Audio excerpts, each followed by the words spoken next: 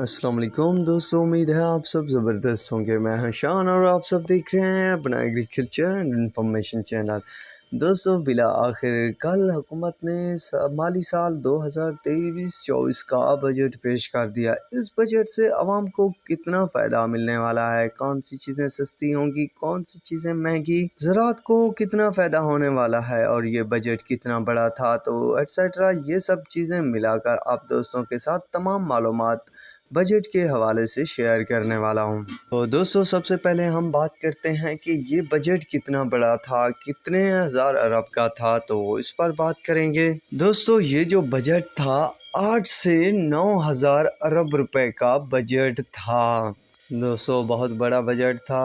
حکومت نے اچھا خاصا بجٹ پیش کیا۔ اس سے اب فائدہ کیا ملا پاکستانی عوام کو، یعنی ہم کو، زراعت کو، باقی انڈسٹریل سیکٹر کو، یا کون سی چیزیں سستی ہو گئی یا کن چیز پر ٹیکس بڑھایا، تو ان پر چلتے ہیں اور بات کرتے ہیں۔ تو دوستو، سب سے پہلے ہم سرکاری ملازمین کی تنخواہوں پر بات کریں گے۔ دوستو، سرکاری ملازمین کی تنخواہوں میں لگ بھگ 30% اضافہ کر دیا گیا۔ گریڈ 17 سے 22 تک کے ملازمین کی تنخواہوں میں 30% اضافہ کر دیا گیا۔ اس کے علاوہ سولر پینل کی قیمتوں میں بھی کمی کا اعلان کر دیا گیا، جو کہ بہت اچھی بات ہے۔ دوستو، بہت اچھے فیصلے لیے گئے ہیں۔ امید ہے آپ سب دوستوں کو بھی یہ بجٹ اچھا لگے گا۔ اس کے علاوہ کوکنگ آئل اور خوردنی تیل پر بھی ٹیکس ختم کر دیا گیا۔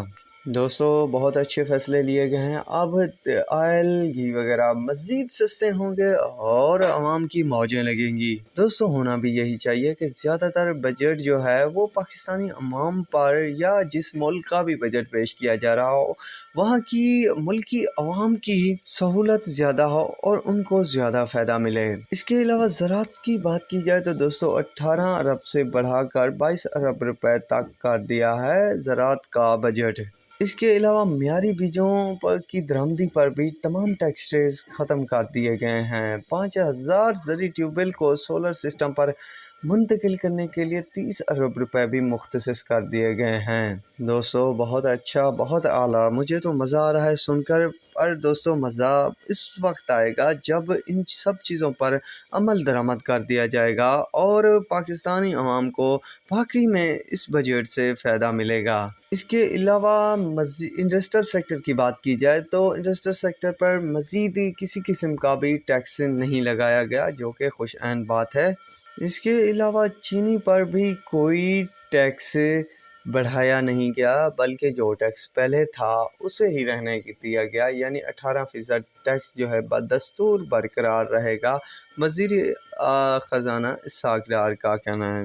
اس کے علاوہ سگریٹ جو ہیں تمام برانڈز کے، ان پر ٹیکس بڑھا دیا گیا، جو کہ اچھی بات ہے میرے نظریے سے۔ کم سے کم ایسی اشیاء جو کہ مضر صحت ہیں، ان پر ٹیکس کا ہونا بہت اچھی بات ہے۔ چھوٹے کسانوں کے لیے دوستو جو ہے کم مارک اپ پر قرضوں کے لیے 10 ارب روپے کی سبسڈی دی گئی۔ وزیر اعظم یوتھ بزنس اور زرعی قرضوں کے لیے 10 ارب روپے کی سبسڈی۔ زرعی مشینری اور معیاری بیجوں کی درآمدی پر بھی تمام ٹیکسز اور کسٹم ڈیوٹی ختم کر دی گئی۔ اس کے علاوہ تمام ضروری اشیاء کی درآمدی پر بھی ٹیکس ختم کر دیا گیا، بلکہ اضافہ نہ کرنے کا فیصلہ کر لیا گیا۔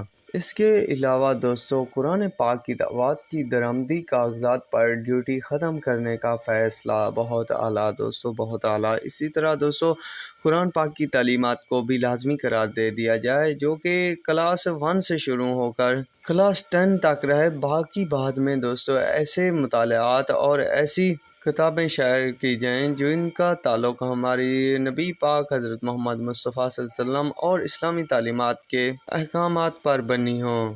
تو ماشاءاللہ اچھے فیصلے کیے جا رہے ہیں، تو مزید اچھے فیصلوں کو بھی توقع ہے۔ تو دوستو، یہ تھی کچھ اپڈیٹ بجٹ کے حوالے سے جو آپ دوستوں کے ساتھ شیئر کر دی۔